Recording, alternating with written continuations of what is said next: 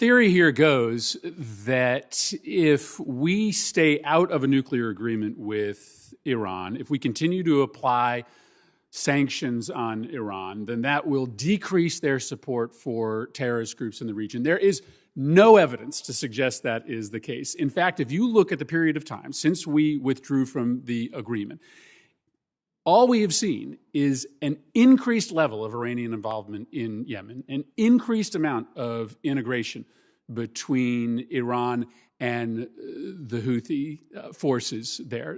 What we have seen is that support for Iranian proxy groups in Iraq has increased. Those groups started firing at U.S. troops after we withdrew from the agreement. So this notion that if the United States continues to apply maximum pressure, that is somehow going to convince the Iranians to stop funding groups in the region just doesn't bear out in reality. And as to this question of the designation of the Houthis as an FTO, we have to deal in the world of reality, right? Separate and aside from what you think that term means, the practical impact of designating the Houthis as an FTO is famine.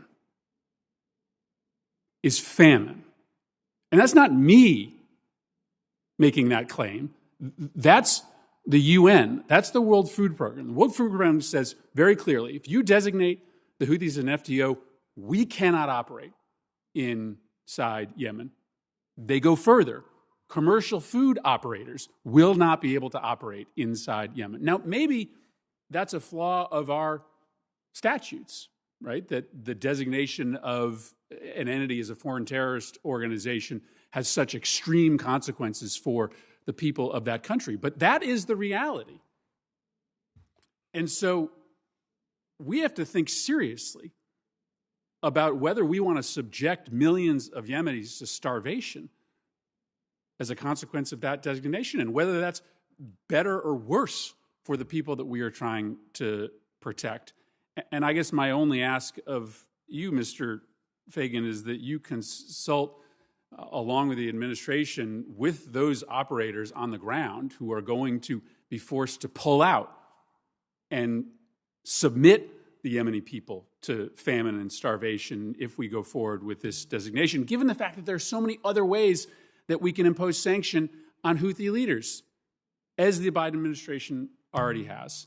Let me ask you this question, Mr. Fagan.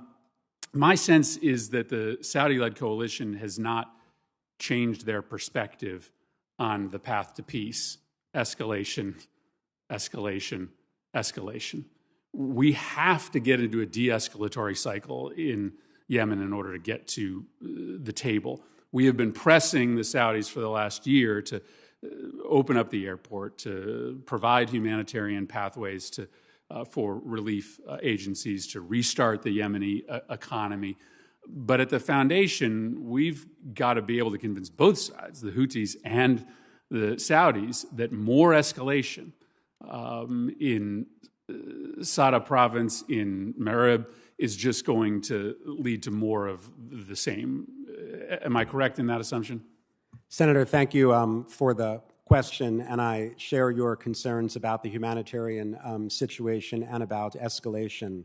As you know, in February of 2021, the administration ended our support for offensive military operations in Yemen. That included the suspension of certain sales of munitions to Saudi Arabia. The administration has been pressing Saudi Arabia, the UAE, and all parties to de-escalate.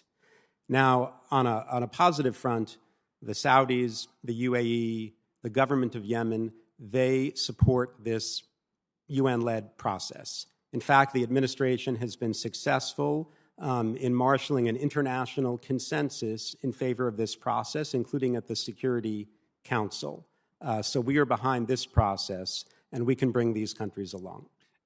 I think we're going to have to be tougher on our allies and partners in the region. We've got to be equally tough on the Houthis, but we've got to deliver, I think, a stronger message to our allies who continue to bring the fight to Yemen notwithstanding the fact that it doesn't seem to be accruing to the benefit of their interests. Mr. Chairman, I'll submit a question to the record for Ms. McKee. I want to make sure that USAID's activities in funding anti-propaganda and anti-misinformation work in Europe is integrated with the work of the Global Engagement Center. I hope that we're going to pass a supplemental appropriations bill for Ukraine that will include a dramatic increase in the Global Engagement Center's funding. That means we'll be able to fight Russian propaganda about their efforts in Ukraine. USAID does a lot of this work as well, and sometimes I worry that the two are not always working in close coordination, and so I'll submit a question for the record on that subject. Thank you, Mr. Chairman.